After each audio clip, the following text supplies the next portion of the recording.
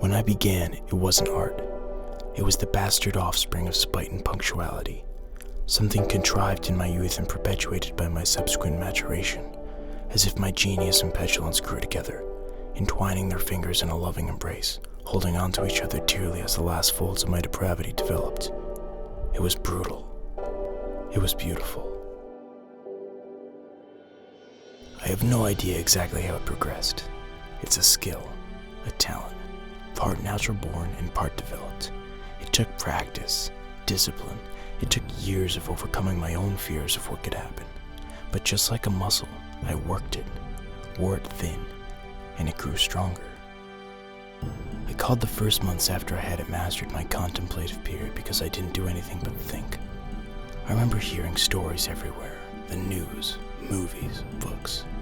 Stories of people squandering their good fortune because they never took the time to think it through. Impulsiveness only gets you so far, so I just thought. I played out every scenario in my mind, how I could get caught, what might happen if I got caught, how I could fix that mistake. Possibilities proliferated and crowded my skull.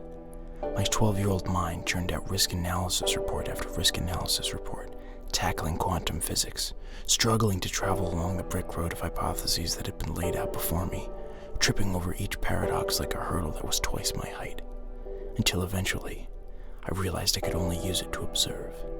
If I ever tried to benefit from it materialistically, the consequences would be irreparable. And if I ever changed even the slightest thing, well, I knew I couldn't. So I just kept thinking. I took another vow of dormancy.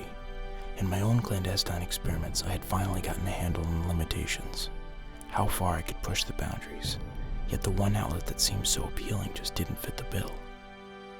There were far too many variables, so I kept my head down, pushed on, tried to think of something else, and finally, like a knockout punch, it hit me.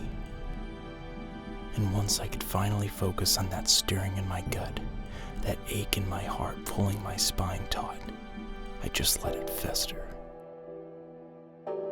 Obviously, the last piece to fall into place was the timing, and this is where my real soul-searching began. I had to reach deep into the existence of another human being and feel for some coldness, some possible absence of light that could indicate what I was looking for, what I needed to see. And from then on, it was just observation. It started off as guesswork, but with each attempt, my calculations grew more accurate. Mentally, it's always been exhausting, but it's worth it every time. You know, someone once told me that time travel is simple. Just think of it like a book on a table that progresses chronologically.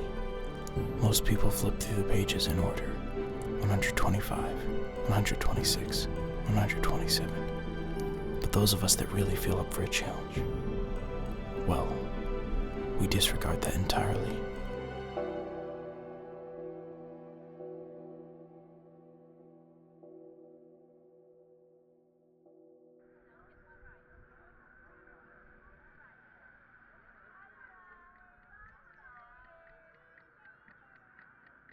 So I like to say, with great power comes great reward. And fuck Uncle Ben.